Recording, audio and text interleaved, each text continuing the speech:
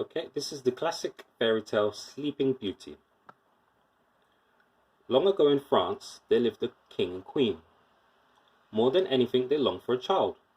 At last, to their great happiness, the queen gave birth to a little girl. All the bells in the land were rung with joy. The king and queen invited all the fairies in the kingdom to the naming party for the baby. And what a party it was! Plates and silverware of pure gold were set with care for each guest. But one fairy, Maleficent, who had left 50 years before and had not been seen in all that time, showed up at the door. Quickly, the king and queen found a place setting for the new guest. But alas, the plate and silverware were not of pure gold. This made the old fairy very angry. Soon it was time for each fairy to give her blessing to the baby. When it came to Maleficent's turn, she stood up and pointed her long finger at the sleeping baby girl in the cradle. "I declare before all of you," Maleficent called out, "that this child on her 16th birthday shall prick her finger on the spindle of a spinning wheel and die." With a whoosh of smoke, the evil fairy vanished. Everyone cried out in alarm, as you can imagine. But one fairy had not yet given her blessing. The king and queen, this fairy, whose name was Merryweather, to reverse the curse. Merryweather shook her head sadly. That was not possible, but she could soften the curse. On her 16th birthday, she said, when the princess pricks her finger on the spinning wheel, instead of dying, she will fall asleep for 100 years. 100 years? Said the queen. After our daughter turns 16, we will not know her anymore. So the king ordered every spinning wheel in the kingdom to be brought to the palace and burned.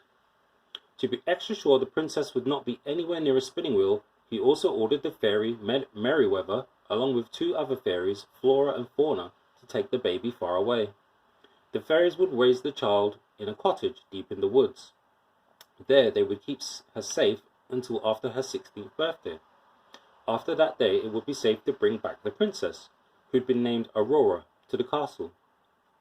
Aurora grew up knowing no others than the 3 fairies, whom she knew as her aunts. The animals of the forest were her friends. The birds and the deer, the chipmunk and the rabbits followed her around as she fed them treats and cooed to them. From the time she was little, Aurora was told she must stay inside the hills that surrounded them. She did not mind that in the least. The woods were wide and deep inside the hills, and there was plenty of room for her to play.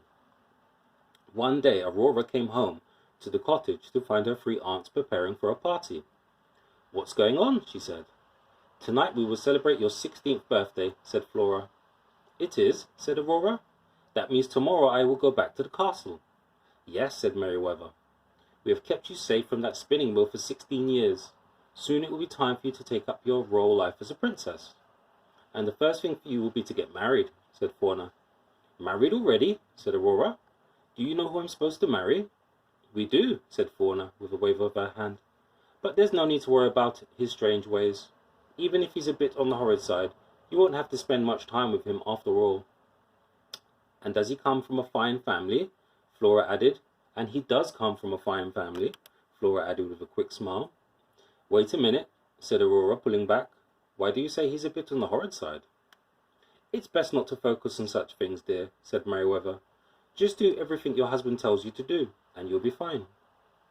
"This is not turning out like I thought," cried Aurora. "How long do I have to stay married?" "Why, for the rest of your life, of course," said Fauna. "No, no, this is all wrong," cried Aurora. She turned away, then said in a firm voice, "I would rather prick my finger on a spinning wheel and fall asleep for 100 years. Maybe by the time I wake up, people won't have to get married if they don't want to," and she ran out the door.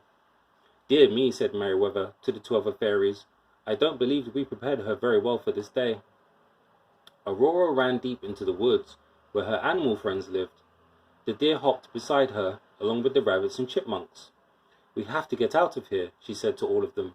Then pointing to a mountain pass, she said, "We will go right through the hills."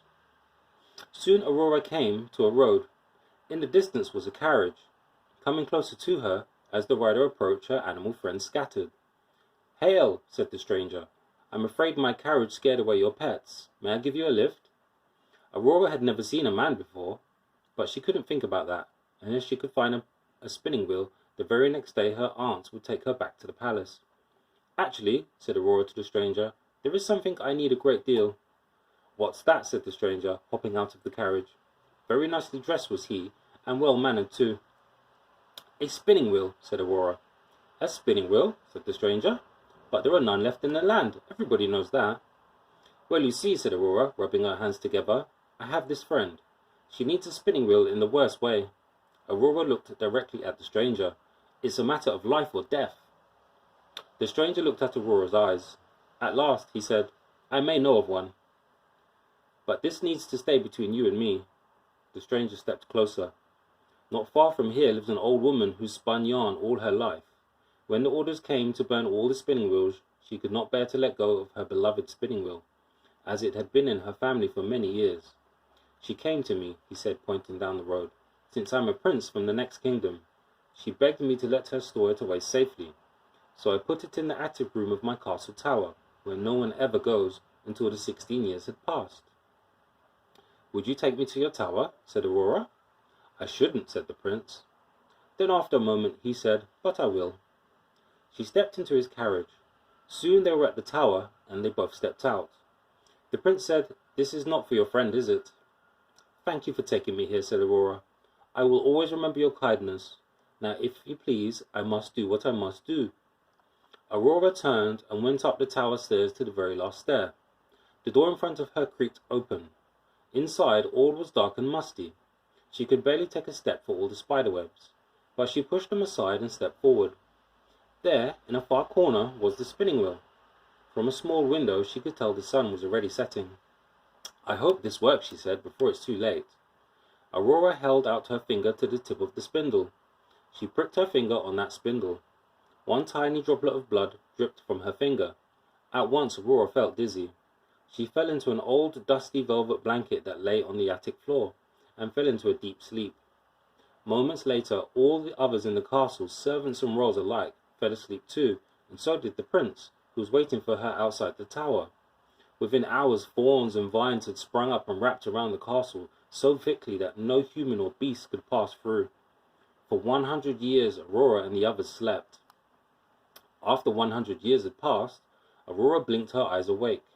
Then all the others in the castle also awoke. Everyone started to do what they had been doing when they had fallen asleep 100 years before. The thorns and vines around the castle melted away. Aurora stepped down the tower stairs. She found the prince outside the tower, as he had stayed to wait for her after she had gone up the stairs. Together they stepped into the prince's carriage. Down the road to the market square, they discovered a whole new world. Bicycles and streetcars, cameras and streetlights, such marvels to behold.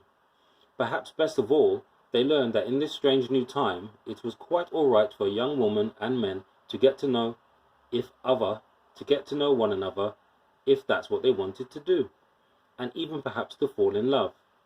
As Aurora and the prince took each other's hand to explore this wonderful new world together, that is exactly what they wanted to do. The end. I believe this is the hashtag version of the story. The Me Too version. Okay, it actually is, yes. New hashtag Me Too version. Inspire today's girls.org. Okay, thank you. Bye-bye.